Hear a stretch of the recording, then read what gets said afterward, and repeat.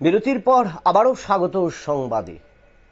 প্রতিদিন প্রতিনিয়ত গোটা বাংলা এবং ভারতের বিভিন্ন প্রান্তে সীমান্তবর্তী এলাকা দিয়ে কিন্তু মানুষ অবাধে কিন্তু প্রবেশ করছে ভারতে, এবং সেখানে আগ্নেয়াস্ত্র সহ বিভিন্ন জিনিস কিন্তু তাদের কাছ থেকে আটক হচ্ছে।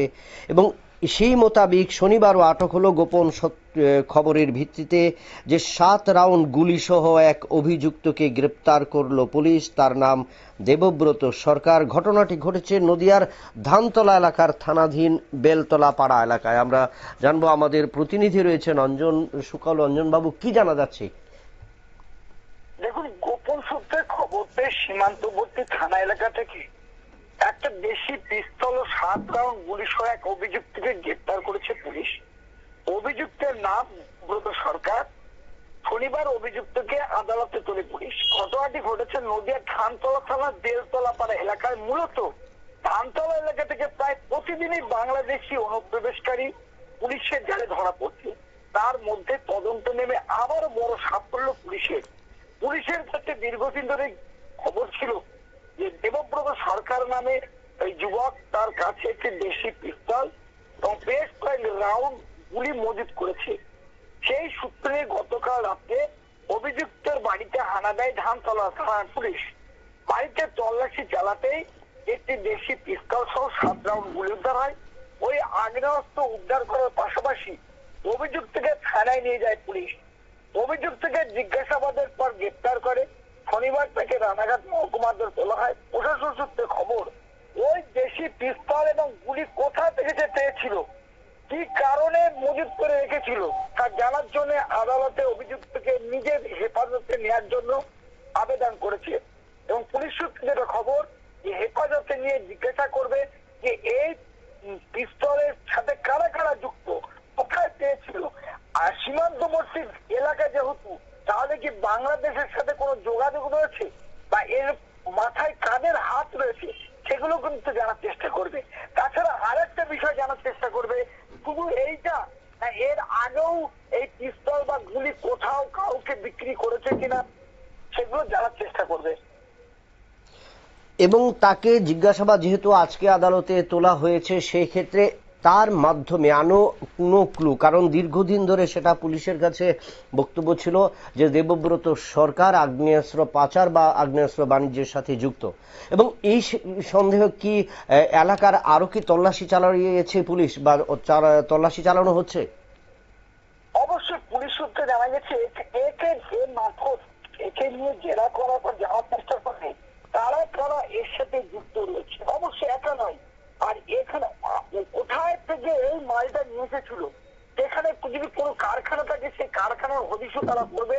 এবং আমরা যেটা জানি, প্রতিদিন প্রায় নদিয়ার কিন্তু একটা শিরোনামে থাকে, বিশেষ করে গোলা, বন্দুক, বারুদের। সেইখানে বাংলায় একের পর এক ঘটনা। আর যেহেতু সীমান্তবর্তী এলাকায় এই রকম ধরনের দুষ্কৃতীরা রয়েছে, পুলিশ কিন্তু ভাবাচ্ছে। যেহেতু কিছুদিন আগেও একজনকে কিন্তু গুলি করে মারা হয়েছিল সেই বেআইনি পিস্তল দিয়ে। তাহলে এই সমস্ত পিস্তলের আখড়া কোথায়, কোথা থেকে নিয়ে আসছে, এগুলো কিন্তু জানার চেষ্টা করবে। পুলিশ জানিয়েছে যে এইগুলো জানার পর যেখান থেকে নিয়ে এসছে, যারা এর সাথে যুক্ত, তাদেরকেও গ্রেপ্তার করে হেফাজতে নিয়ে জিজ্ঞাসাবাদ করা হবে। দেবব্রত সরকারের নামে পুলিশের কাছে দীর্ঘদিন খাতায় কিন্তু তার নাম লিপিবদ্ধ রয়েছে। এর শুধু আজকে যে আগ্নেয়াস্ত্র উদ্ধার নয়, তাছাড়া কোনো অসামাজিক কাজ বা হিংসার সাথে কি দেবব্রতর নাম জড়িয়েছে, বা পুলিশ কি সে বিষয়ে কোনো বিষয়ে অবগত করেছে আপনাদের? হ্যাঁ, অবশ্যই। এর আগেও নাকি 2বার গ্রেপ্তার হয়েছিল পুলিশের জালে, আবার জামিন পেয়ে যায়। তবে যেহেতু শাসক দলের সাথে তার একটা যোগাযোগ রয়েছে, সেই জন্য কিন্তু পুলিশ ধরার পরেও সেই রকম ভাবে কিন্তু কেস চালায় না, যার জন্য বা কেস করে না, যার জন্য অভিযুক্ত ছাড়া পেয়ে যায়। আর ছাড়া পাওয়ার পর সে আবার সেই এলাকায় দাপুটে মস্তান বলা যেতে পারে, সে দাপুটে মস্তানগিরি করে। তাহলে এই পিস্তল, আমরা যেটা গোপন সূত্রে খবর পেয়েছি এবং স্থানীয় বাসিন্দারা, তারা ক্যামেরার সামনে না বললেও তারা বলেছে যে মাঝে মধ্যে কোনো গন্ডগোল হলে, চায়ের দোকানে বলেন বা অন্য কোথাও গন্ডগোল হলে, সে কিন্তু পিস্তল বের করে ভয় দেখায়। আর পুলিশ জানে না এটা, পুলিশ জানে, তাহলে এতদিন গ্রেপ্তার করেনি কেন? যার জন্য বিরোধীরা বলছে এটা শাসক দলের অ্যাসেট। আর আরেকটা কথা, 26-এ নির্বাচন যত এগিয়ে আসছে, এইরকম কিন্তু কিন্তু মস্তানদের দাপাদাপি কিন্তু পশ্চিমবঙ্গে দেখা যাবে বলে মনে করছে বিরোধীরা। ধন্যবাদ অঞ্জনবাবু। ধৃত যুবক এবং তার কাছ থেকে উদ্ধার 7 রাউন্ড গুলি এবং পিস্তল, এবং এই তার বিরুদ্ধে একাধিক অভিযোগ রয়েছে নদিয়া থানায়। বেশ কয়েকবারও জেলে গিয়েছিল, কিন্তু সেখান থেকে পারাপার পেয়ে যায়।